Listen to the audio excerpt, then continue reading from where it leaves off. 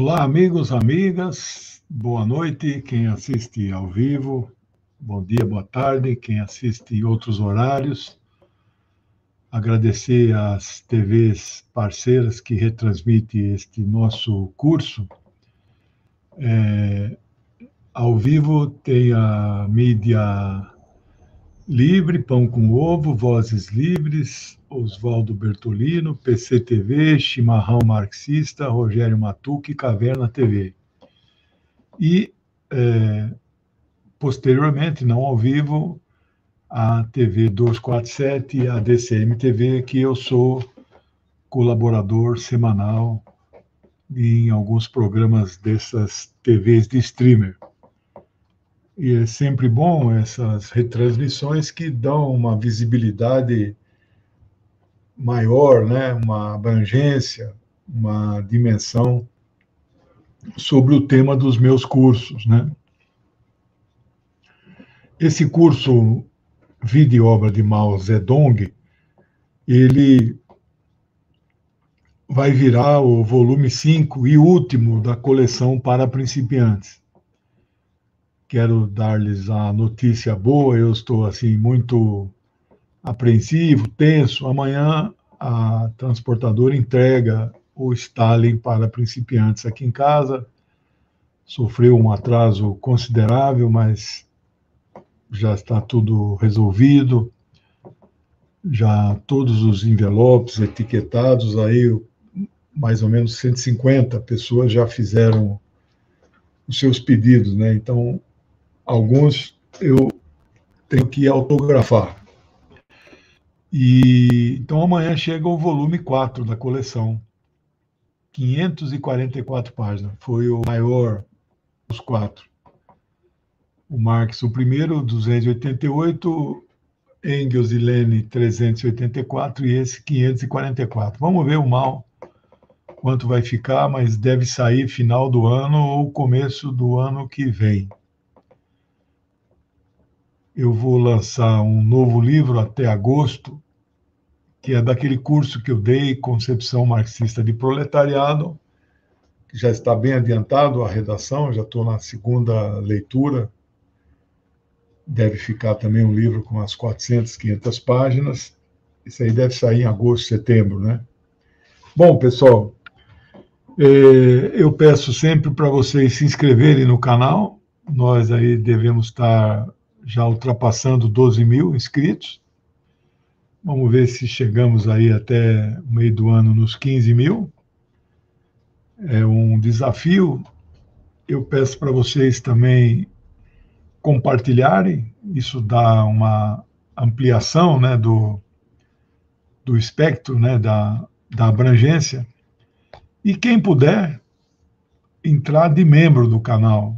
Nós ainda não temos estrutura, não dá para oferecer grandes vantagens para quem é membro, mas é uma forma de ajudar no meu trabalho.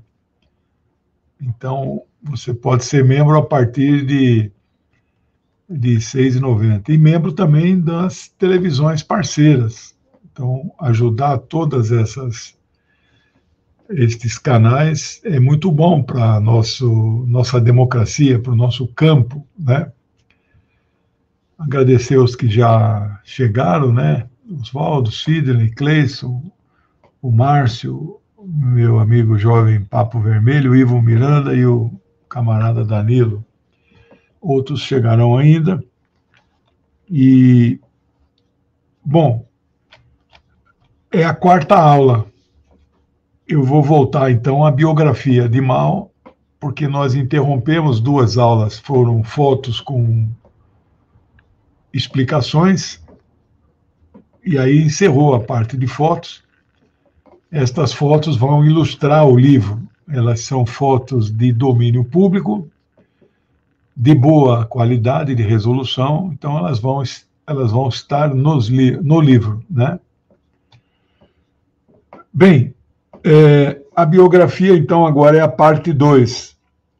Como, então, vimos pegando o final da aula passada, Mao se alistou naquele exército para uma revolução de caráter regional, mas que teve efeito em toda a China, e eles então extinguiram, né, o império, né, o último imperador, né, Puyi, renunciou e criaram uma república. Mas Mao ficou 6 meses nesse exército como soldado, entre aspas, e depois ele então deixou essa atividade, né? Esse é um período em que Mao vai descobrir o socialismo. Então era um jovem de 19 anos. Lembre-se sempre que Mao é de 1893. Ele é o último dos 5 grandes, né? Que são os 5 livros. Daqui a pouco vou mostrar a caneca para vocês. Eu tenho, inclusive, agora um combo, que é os 4 livros mais a caneca. Eu vou daqui a pouco colocar o endereço aqui na tela, onde você pode adquirir os livros e a caneca. Bom, então, esse jovem de 19 anos, eu conheci o socialismo com 18, é uma época muito boa, a juventude está muito receptiva, aquele espírito, esse é o site da minha editora, a juventude muito receptiva às novas ideias, né? Então, mas ele conheceu o socialismo e não o comunismo, né? Então ele lia muito um jornal que publicava artigos de um cidadão chamado Jiang Kanggu. Ele seria o fundador do Partido Socialista Chinês. Bom, depois desse período, Mao fez várias coisas, né? Ele tentou se matricular em uma academia de polícia, estudou como se produz sabão em uma escola tipo técnica, artesanato, né? E também estudou direito e economia, mas acabou não concluindo os cursos. Os seus dias eram passados na biblioteca, nessa cidade que é a capital regional, onde teve essa revolução, né? Que é Changsha, com CH e com SH no final, Changsha. E ele lia na biblioteca desta cidade, ele era um leitor voraz, então, sedento por conhecimentos, e estou lembrando muito dessa minha fase também inicial, assim, onde tudo era muito novo. Ele lia, então, sobre os pensamentos clássicos, os pensadores na economia e na política. Na economia, principalmente Smith, política Locke, entre outros, né?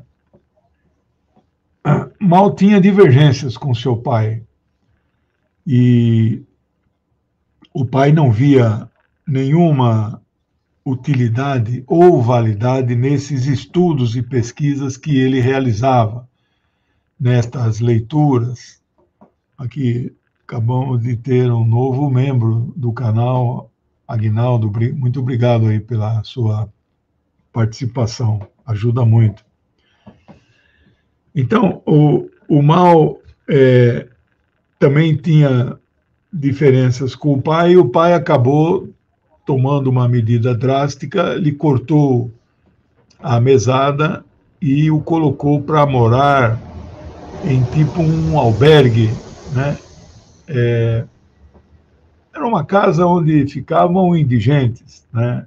Essa que é a verdade, né? Chama-se albergue, mas não é albergue, é alguma coisa pior que um albergue. Então, o grande sonho de Mao, na sua juventude, era tornar-se um professor. E ele até conseguiria isso um tempo depois, né? Ele queria lecionar nessa escola na cidade de Hunan, a chamada Escola Normal, não sei o nome que tem em chinês, mas no Brasil existia a escola normal que formavam professores para os cursos de primeira a quarta série. Teve época que no Brasil chamava grupo escolar, depois chamava primário, depois primeiro grau, agora chama-se ensino fundamental. Então, o Mao queria lecionar, e depois ele vai conseguir virar professor, né? Ele tinha um amigo, o nome dele era Yang Shangji, Shangji, C-A-N-G-J-I, Shangji. Ele era professor, né? E ele indicou para Mao ler um jornal que os biógrafos de Mao chamam de um jornal radical. Eu não gosto desse termo, mas é o que dizem as biografias de Mao. Na verdade, é um jornal que pregava ideias avançadas para uma China que era colonizada, e mesmo com a proclamação da República, não era ainda uma China independente, né? E esse jornal chamava-se Nova Juventude, que em chinês significa Xin, com X, King Nian, com Q. Esse jornal, indicado por esse amigo dele, ele tinha sido fundado por uma pessoa muito importante na história revolucionária chinesa, tipo na Rússia, Plekhanov, por exemplo, né? Que era um precursor do marxismo lá na antiga Rússia, né? O fundador desse jornal era Shen Duxiu. Shen Duxiu. É tipo maloca mesmo, né? Exato. Era um depósito de pessoas, ele não tinha para onde ir, né? Shen Duxiu era bem mais velho que Mao, é de 1879. Ele morreu em 1942, com 63 anos. Ele chegou a ser reitor da Universidade de Pequim. Então, ele é um dos fundadores do Partido Comunista da China no dia 1º de julho de 1921.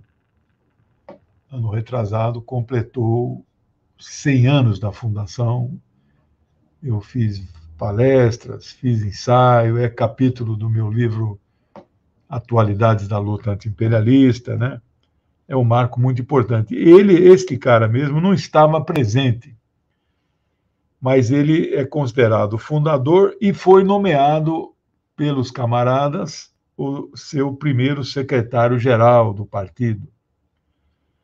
Mas ele fica apenas 6 anos nesse posto, passa a ter muitas divergências, ele acaba sendo expulso do partido e ele fica simpatizante das ideias trotskistas, que são ideias opostas ao leninismo que o PC chinês pregava, defendia. Eu tenho curiosidade de saber como que na China ele é referenciado, né? Porque é o fundador, você não pode apagar, né? Mas no Brasil teve um caso parecido, né? Um do secretário-geral, não sei se foi agora eu não lembro, mas é da década da fundação, em 22. Aqui o Partido Comunista do Brasil foi fundado um ano depois que o chinês. O português foi fundado em 21 também. O primeiro de todos é o russo, que o Lenin funda em 17, no ano da Revolução. Entre 17 e 20, praticamente não tem...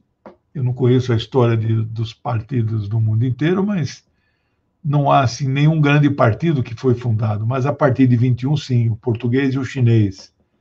E 22, aqui o nosso do Brasil, né? E Então, não sei como ele é, se tem estátuas dele, se tem pôsteres, né? Tenho curiosidade de saber. Essa informação ficarei devendo. O Mao, então, estabeleceu uma amizade no primeiro ano da escola que ele estudava com uma aluna mais velha que ele. O nome dela era Xiao Zisheng, com Z, Zisheng. E com ela ele escreveu vários dísticos literários, né? Várias, não chega a ser poesia, são palavras de ordem, né? Em 1915, aos 22 anos, ele organiza uma sociedade de estudantes, ou sociedade estudantil, e é eleito, então, o seu primeiro secretário. Ele organiza, a partir desta entidade, um movimento chamado autogoverno estudantil. Então, são os primórdios da participação política do nosso jovem revolucionário aos 22 anos. Ele liderou vários protestos estudantis, enquanto o primeiro secretário da entidade, e aí nós fomos percebendo, né, a sua trajetória, que ali estava, então, se formando o futuro líder revolucionário que lideraria a grande transformação na China, o grande líder do partido, do Exército Popular de Libertação, da Grande Marcha e da própria Revolução, que toma o poder no dia 1º de outubro de 1949, quando Mao tinha 56 anos. O Lenin, quando lidera a Revolução em 17, ele tinha 47 anos, ele era 9 anos mais jovem que Mao Zedong. Os primeiros escritos de Mao, na forma de artigos, foram publicados neste jornal, Nova Juventude. Vamos ver o que o Danilo está dizendo aqui. O trotskismo tem uma penetração repugnante nos centros universitários aqui no Brasil, talvez pela dominação cultural imperialista, talvez pela rebordose do anticomunismo. Pode ser tudo isso, Mas eles são fraquinhos, viu, Danilo? Eles são barulhentos, mas nos congressos da ONU, 10 mil delegados, eles levam 50, 100. Né? Bom, então os seus artigos saíram nesse jornal, os seus primeiros escritos, onde ele conclamava os estudantes, inclusive para se prepararem fisicamente para participar da futura revolução, que ele acreditava que viria mais para frente. Né? Mais adiante um pouco, Mao vai aderir a uma sociedade para os estudos de Wang Fuzi, F-U-Z-H-I, Wang Fuzi. Era um grupo de revolucionários integrado por intelectuais que tinham interesse em aprofundar os seus estudos no pensamento deste filósofo chinês, Wang Fuzi. E o nome da sociedade levava o nome dele.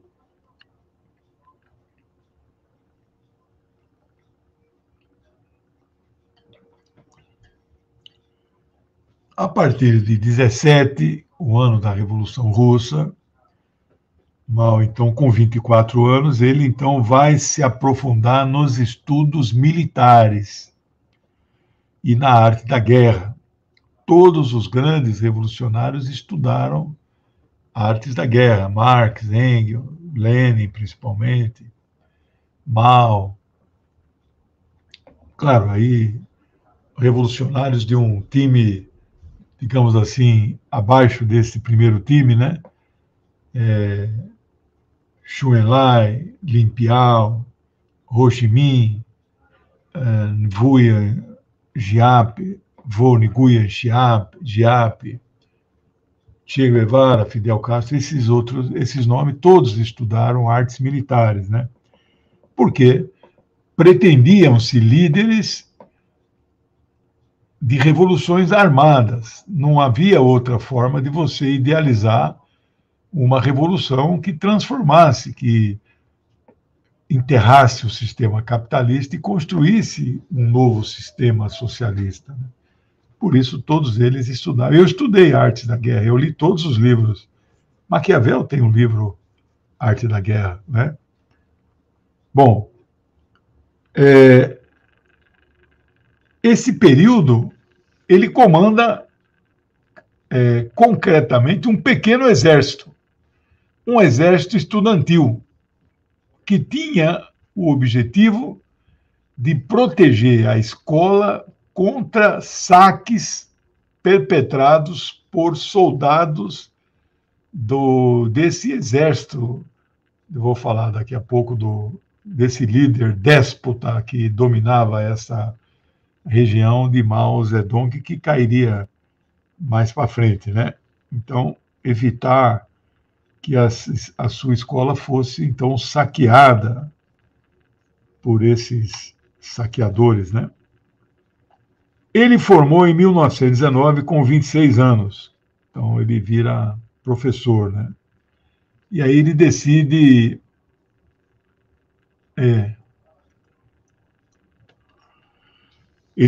se mudar para Pequim, né, que era a cidade mais importante, a capital, né?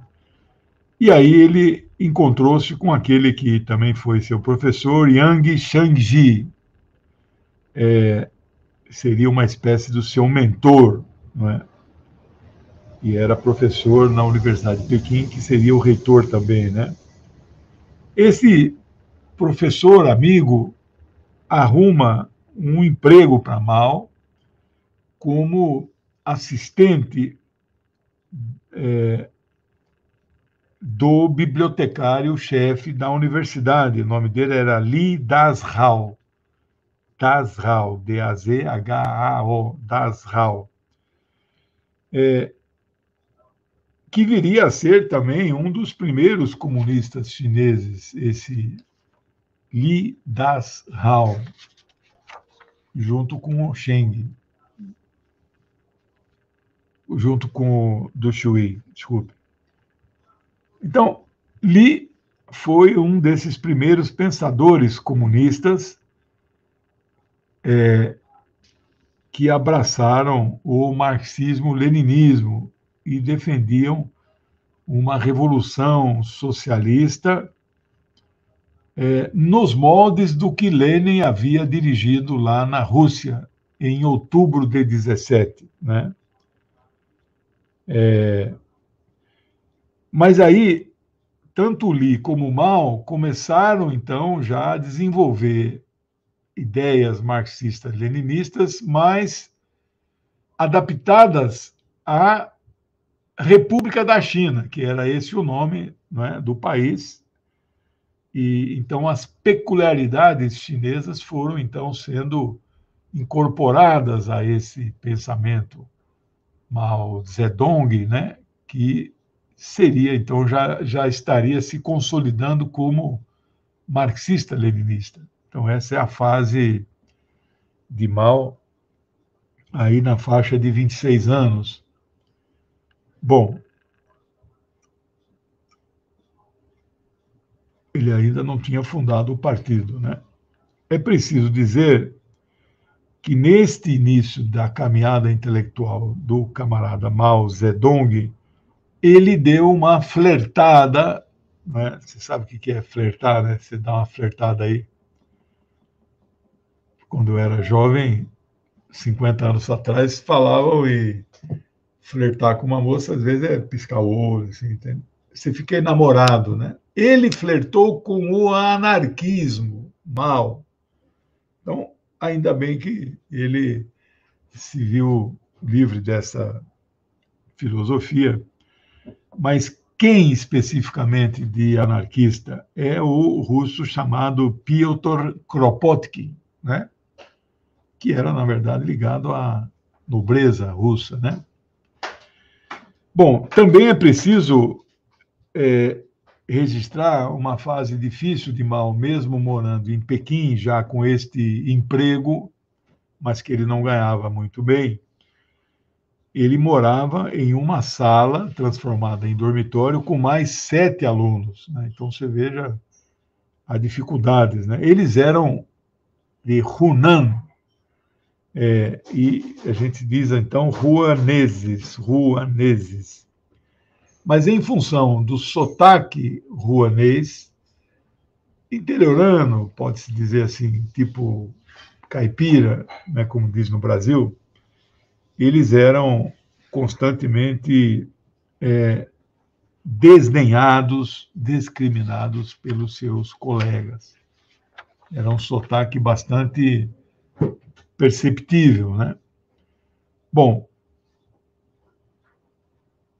a história nós sabemos, em abril de 1919, reuniu-se em Paris, no Palácio de Versailles, os senhores da guerra que venceram a Primeira Guerra, especialmente Inglaterra e França, mas tinham outros aliados também, né? E aí eles tomaram uma série de decisões, eu já falei isso em outros comentários, em outros cursos, né? Impuseram penas duríssimas para a Alemanha, como que perdeu a guerra, né? Perdeu território, teve que pagar indenizações elevadíssimas, né?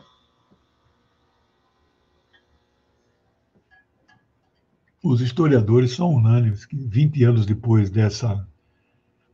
desse episódio começou a Segunda Guerra. Eles mexeram muito com o brio dos alemães, né?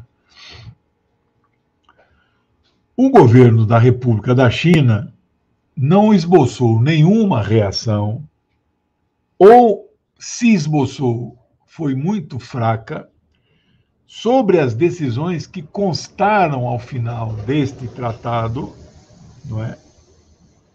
Que autorizavam que o Japão, Império do Japão, tivesse uma expansão territorial quando este país, então, recebeu destes vencedores da guerra, que estavam dividindo o mundo entre eles, alguns territórios na região de Shandong, que tinham sido devolvidos pela Alemanha, né, após o chamado cerco de Tsingtao, né?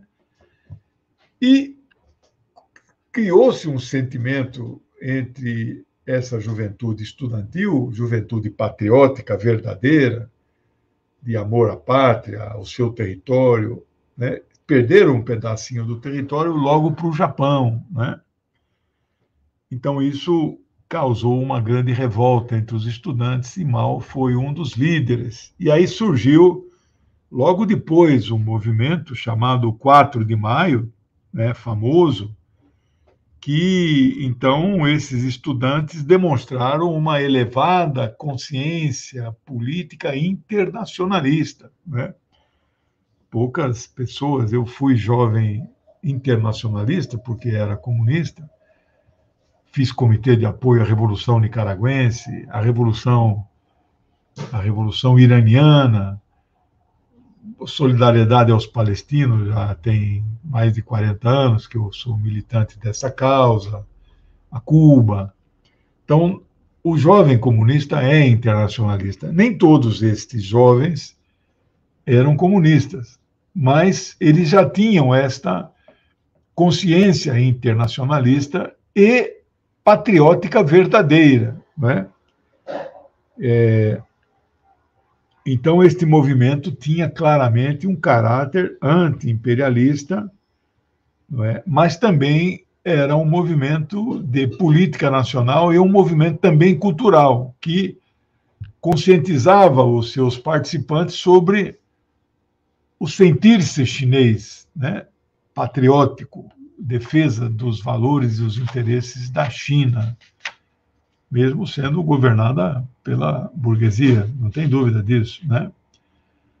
Mas é importante, são chamadas as etapas nacionais das revoluções, etapas nacionais e democráticas, né?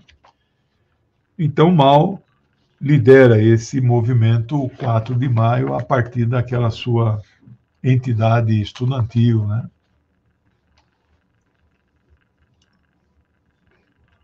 Isso decorre um movimento também novo chamado Nova Cultura.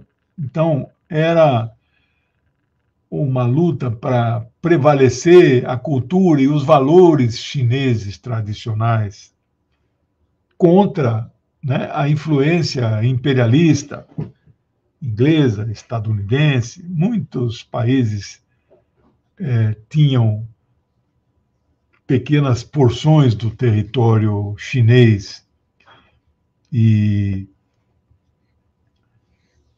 o Japão pegou então esse pedaço e mais para frente o Japão pegaria por invasão, ocupação toda a região da Manchúria. Isso vamos ver lá para frente, né?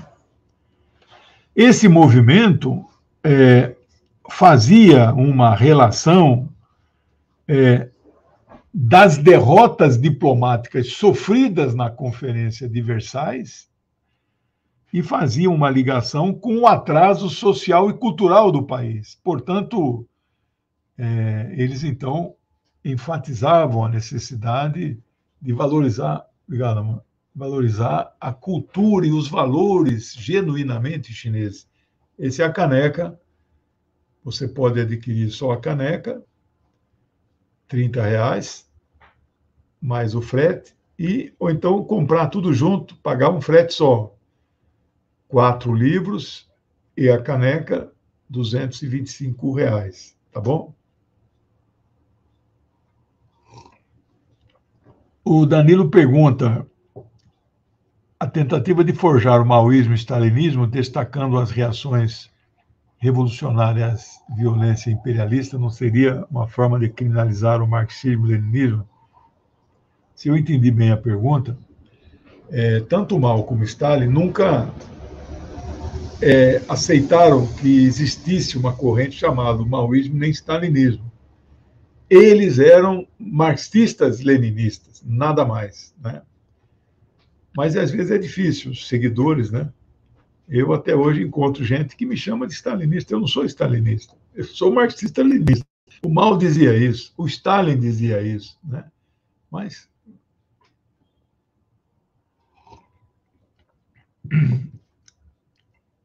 em julho de 19, nosso jovem com 26 anos, Mao funda uma revista que os biógrafos dele chamam de radical, é uma revista revolucionária chamada Xiang River, onde eram usadas uma linguagem popular e muito acessível à maioria. Os fundadores com Mao desta revista são o He Shuheng e Deng Zongxia. Então, são nomes difíceis, nós não temos familiaridades com estes nomes, temos familiaridades com os nomes da Revolução Russa. Isso está muito presente conosco. A chinesa, não muito, né? Tanto que, se você for dar um Google nesses nomes aqui, não vem quase nada, né? Bom,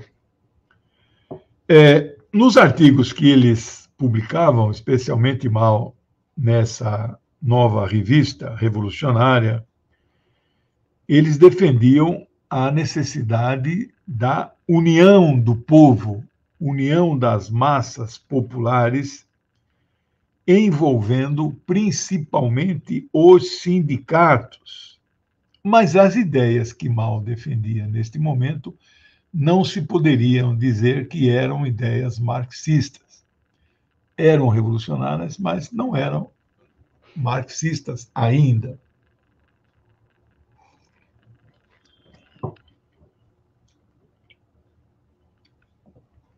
Mas eles pregavam uma revolução, revolução armada, violenta.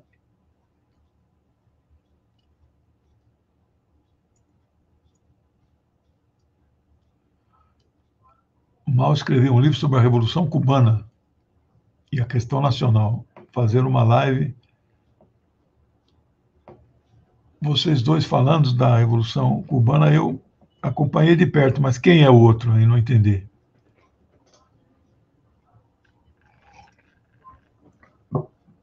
Bom, alguns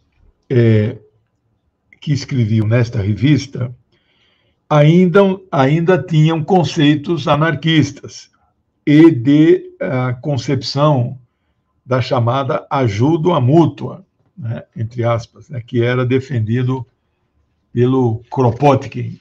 Se não estou errado, ele era um príncipe, mas aí se rebelou contra a nobreza e virou um anarquista.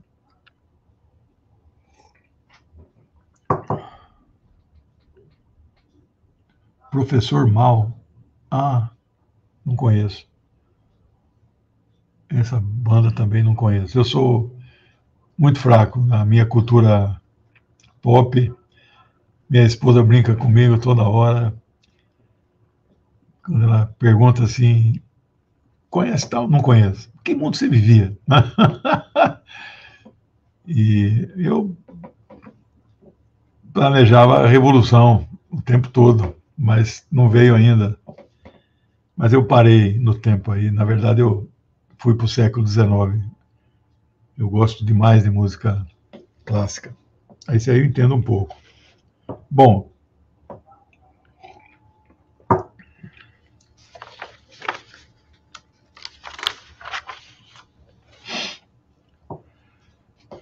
com essa idade, antes da fundação do partido, o partido é de 21, nós estamos em 19, nessa caminhada da vida dele.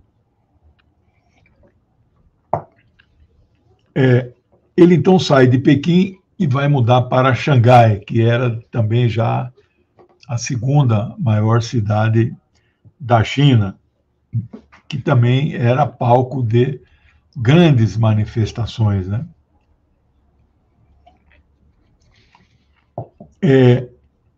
Vai ser em Xangai que Mao vai travar contato com aquele que foi o primeiro secretário-geral do partido, que é o Chen Duxiu. E ele escreveria em seus textos, no futuro, né, Mao, onde ele confessa que, abre aspas, esse seria um momento crítico na minha vida, diz Mao, quando ele conhece esse líder comunista, né, que Mao, então, vai ficar impactado pelas ideias de Chen Duxiu, abraça o marxismo, finalmente. Então, podemos dizer que Mao torna-se um marxista com 26 anos. Antes disso, ele leu muito do iluminismo, do liberalismo, do anarquismo, não é? Teses revolucionárias não marxistas, mas ele não era ainda um marxista. Ele torna-se em 1926. Eu fui mais feliz. Entrei com 18 anos no Partido Comunista e, claro que você não vira comunista quando entra no partido. Ser comunista é muito estudo, muita dedicação, muita disciplina. Não é comunistas verdadeiros, né? No PCdoB você tem o filiado, você tem o militante, você tem o quadro, você tem níveis de, né? Na China, todos os partidos do mundo mais ou menos assim, né? E então eu tive a felicidade de conhecer já o marxismo jovem, muito jovem, né? Ontem foi a revolução dos cravos, né?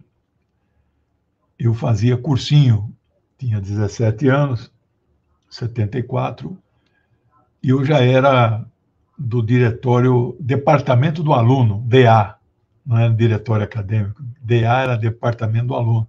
E eu fazia teatro lá no curso Anglo-Latino em São Paulo. Na Tamandaré, onde foi fundado o Anglo, né? Tive aula com todos os fundadores, né? os irmãos Marmo, Cid Guelli, Pierre-Louis de Piazzi, esses caras, o Luciano Ramos, historiador, foi comentarista da TV Cultura, o Ribas, geógrafo, então. E aí eu fiz teatro lá. E qual teatro? O teatro de Bertolt Brecht. Ele era comunista. E nós encenamos uma peça, O Casamento dos Pequenos Burgueses. Então a minha consciência já estava, mas eu não tinha contato com o marxismo, né? Aí entrei na universidade e, felizmente, o partido me encontrou, né? Você nunca encontra o partido, é clandestino, né? Eu quero dizer para vocês, quem é que estuda marxismo aí que está me assistindo, eu tive a felicidade de ler um livro de Lenin antes do livro do Marx, Manifesto Comunista, que é o livro Esquerdismo, Doença Infantil do Comunismo. Esse é... E aí eu fiquei vacinado aqui, ó. Esquerdismo não vem para cima de mim, não, né? Estou vacinado. Mas a gente pode, às vezes, a vacina perde o efeito, né? Você tem uns arroubos aí. Ah, a revolução está vindo ali, vão lá, distribuir arma para o povo e tal, né? Não. Bem, então, essa é a trajetória do mal.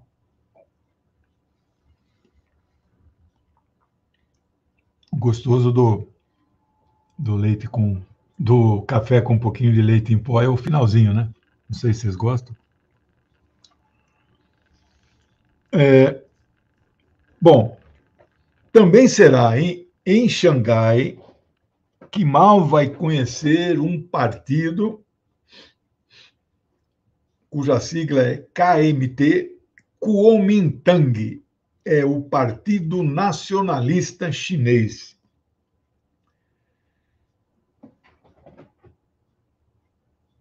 Ah, Rivadavia, é isso aí.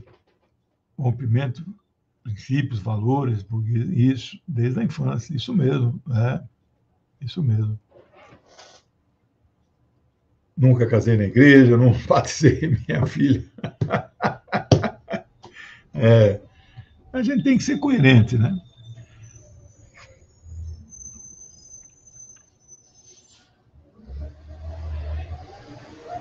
Questões que ainda não haviam sido resolvidas, né?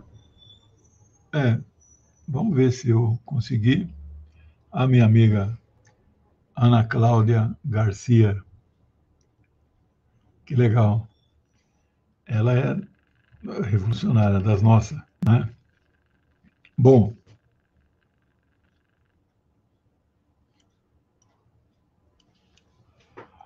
incluindo a religião, claro. Eu sou ateu, né? Então, mas eu não fico fazendo pregação do ateísmo, isso aí é bobagem. Ao contrário, né? Eu estudo as religiões, né? Principalmente judaísmo, cristianismo e islamismo, né? Temos que estudar. Aliás, essa semana aqui eu passei a manhã inteira na livraria Paulus, aqui em Campinas, que eu queria uma Bíblia, já estou bem aqui, estou lendo a segunda vez que eu vou ler inteira de novo. Eu queria uma Bíblia para estudo. O cara não entendeu muito, né? Não é para rezar? Não, moço, eu quero uma que tenha notas explicativas, que contem, olha, esse texto, esse capítulo aqui foi escrito provavelmente no ano tal, tal. Então, achei essa aí. 3.000 páginas. Bíblia do Peregrino é de um professor de história, mas a tradução não é boa, porque não é direto do grego, né? É direto do... A do Almeida também não é boa a tradução, que é a que eu tenho. A do Rei James, que eu tenho também, não é boa, King James, né? Não é boa. Mas a do Almeida é direto do latim. A Bíblia não foi escrita em latim, a Bíblia foi escrita em grego, não é nem em hebraico, nem em aramaico. E essa aqui é traduzida do francês. Então, olha, não é boa. Mas eu estou interessado no rodapé e não no corpo do... Bem, esse partido nacionalista chinês E Mao, então, vai conhecer através também de um antigo professor dele, ele era muito articulado com os professores, o nome dele é I Peiji, P-E-I-J-I, Peiji. Ele era um revolucionário e membro desse partido, não é? Que tinha sido fundado e era líder deste partido, o que foi o primeiro presidente da República da China por pouco tempo, o médico Dr. Sun Yat-sen, né? Estudou no Japão e aí ele ficou presidente da República da China logo no começo e líder desse partido. Para vocês terem uma ideia, nós vamos ver isso mais para frente, mas como eu conheço a história do partido na China, até acho que 1927, nós vamos ver tudo isso. Havia uma orientação do Partido Comunista da União Soviética, que eles emanavam orientação para o mundo inteiro, né? E na China, aí já sob o comando de Stalin, né, era o secretário-geral, na China deveriam os comunistas fazerem aliança com esse partido. Só que, em 27, assume o comando do partido esse tal de Chiang Kai-shek, que é um anticomunista ferrenho que perdeu a revolução e fugiu para a ilha de Taiwan. E eles, né? Taiwan, nós vamos ver lá mais para frente o que aconteceu em 49, né? Mas eles, os anticomunistas, mal deixou, foi tudo para lá, né? Estão lá até hoje, né? Mas não significa que todo mundo na ilha seja a favor da separação. Isso não vai acontecer. E pela primeira vez, coisa de 1 ou 2 meses atrás, o líder da oposição a essa mulher que governa a ilha, né? Ela se diz presidente, né? Eles têm bandeira, têm hino, eles se dizem República da China, né? Eles querem se separar, mas não vai acontecer. O líder da oposição, que já foi governo, não quer a separação, não quer a unificação, mas não quer a separação. Então, deixa assim, né? E visitou pela primeira vez a China continental, né? Isso aí, olha, deu uma repercussão dentro da ilha, né?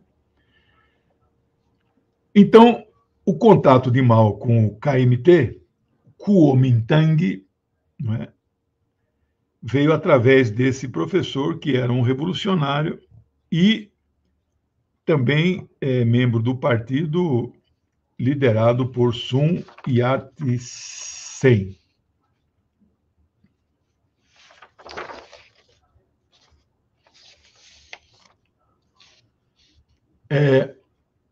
Então, Mao, por intermédio deste líder, vai também conhecer um militar de alta patente, o general, o nome dele é Tan Yankai, T-A-N, Tan, Y-A-N-K-A-I, Yankai. Era um alto dirigente do KMT, do Kuomintang. E esse comandante militar, ele vai articular o movimento que vai, então, derrubar um outro general, Zhang, né, que nós já falamos dele, que era o comandante desta região, Changsha, que era uma grande província onde ficava a cidade que Mao nasceu, e esse era um comandante, um déspota, um sanguinário, né? Tinha até um apelido para ele, eu acho que não está anotado aqui, mas é Zhang o Venenoso, né? Era muito ruim ele. E aí, então, esse general, que Mao que conhece, vai, então, articular esse movimento em junho de 1920, que, então, derrubam esse general. Isso é o marco de uma certa mudança na vida de Mao, vai influenciar, né? E aí as coisas melhoram um pouco para Mao, e ele, então, finalmente, ele é nomeado diretor dessa chamada Seção Júnior dessa primeira escola normal dessa região de Changsha. Ele passa a ter um salário um pouco melhor do que aquele assistente bibliotecário lá em Pequim, nós estamos em Xangai, né? Aí, então, ele já casa pela segunda vez, vocês lembram do primeiro casamento, um casamento arrumado, não deu certo, não conviveram, né? Então ele casou com a Yang Kai-hui, K-A-I-H-U-I, Yang Kai-hui. Isso foi no inverno de 1920. Então é o segundo casamento, ele vai casar 4 vezes, né? Então hoje nós caminhamos até aqui e eu fiz esse corte porque na próxima aula, vamos ver se a gente anda uns 10 anos, mas é o período em que vai ser a fundação do partido. Nós vamos ver aí o partido de Lenin. Lenin era vivo quando foi fundado em 21, né? O partido de Lenin e de Stalin mandam um representante, não é? Já existia a Terceira Internacional, que a segunda já tinha ido à falência, bancarrota. Em 1919, Lenin funda a terceira. E eles mandam, então, uma pessoa russo, né, mas que falava o mandarim, que me consta porque não foi com tradutor, e ele participou da fundação do partido, do Congresso. Mao estava, Mao é fundador em 21, mas eu não tenho, nós vamos tirar essas dúvidas na próxima aula, mas eu acho que ele só entra no Comitê Central no ano seguinte, em 22. E em 27, quando vai estourar lá a Guerra Civil, ele, então, entra no comando do Exército Popular de Libertação, o EPL, né? Lá não chama Exército Vermelho. Então, nós vamos ver esse processo e a orientação clara de Moscou. Lenin vai morrer em 24, mas Stalin mantém esta orientação de que os comunistas devem se aliar com o Partido Nacionalista. Mais do que isso, havia uma orientação para alguns comunistas entrarem no Partido Nacionalista, atuarem por dentro, né? Isso chama-se entrismo, né? E sem que as pessoas saibam que eles são comunistas. Mas em algum momento vai acontecer o rompimento desta aliança. As coisas tomaram um rumo diferente na China, morreram milhares de pessoas porque houve uma guerra civil, porque o Chiang Kai-shek assumiu o comando do partido e não aceitava essa aliança com os comunistas de Mao Zedong. E aí a orientação que vinha de Moscou já não tinha mais nenhum sentido. Aí, na verdade, era para enfrentar mesmo militarmente, né, com as armas. Bom, pessoal, era isso para hoje. Eu tinha planos de fazer ontem e amanhã 2. Ah, legal, Danilo. Pô, que legal. Parabéns aí. Desejo vida feliz aí para vocês, viu? Viver sozinho não dá, viu? Mas olha, o meu plano era ter feito essa semana dois programas extras. Eu estou estudando 2 assuntos que a maioria das pessoas quase nunca ouviu falar. E aí eu fiz muitas anotações, talvez até faça um ensaio, um artigo, alguma coisa. Uma delas são as intervenções dos Estados Unidos militarmente no mundo inteiro, desde o século XIX. A gente fala que teve quantas e não sei quantas, mas eu fui estudar, uma por uma, né? 47, em 124 anos, de 1887, a última foi no Iraque, em 2011. Então, eu ia fazer uma que eu detalhava isso. E o outro, que era uma curiosidade antiga minha, e a gente só estudando para tirar dúvidas, são os movimentos separatistas que existem dentro dos países.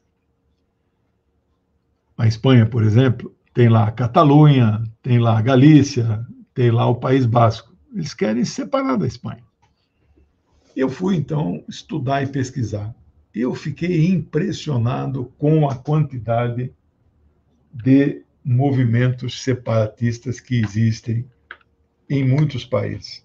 Nos Estados Unidos, por exemplo, que é o recordista, tem 21 estados que têm movimento para desmembrar da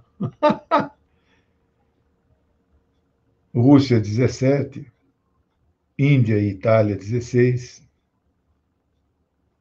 E aí o Brasil é o quinto colocado. Eu não sabia, nós temos 13 movimentos separatistas. Então, o meu plano era fazer, mas eu, por circunstâncias da vida, nem terça, nem quinta eu não poderei. Vou ver se sexta-feira eu consigo, né? E aos sábados eu não tenho feito o programa, mas poderei fazer. E domingo o curso que eu estou dando, que eu pensei que já estava na reta final, mas não está, que é um curso de filosofia oriental, né? Que eu estudei um pouco de filosofia árabe e persa. Mas aí eu, então, já falei da filosofia chinesa, da filosofia judaica, agora eu estou entrando na filosofia indiana. Indiana, vou falar de 4 filósofos indianos, não é hindu. Filósofo hindu é uma religião, né? Então é isso, pessoal. Agradeço a companhia de vocês. Se vocês puderem, hoje ninguém fez nenhuma contribuição, mas entrou um membro novo, fiquei contente. Faço um apelo para vocês adquirirem qualquer livro meu no meu site, né?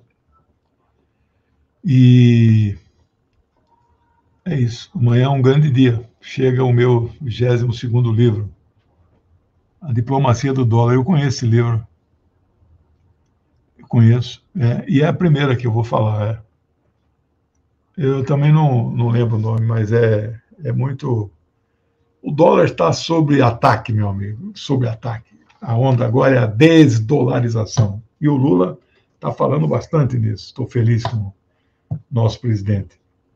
Foi correto fazer o L. Obrigado, pessoal. Tudo de bom. Bom resto de semana para vocês aí. Um beijo. Tchau, até.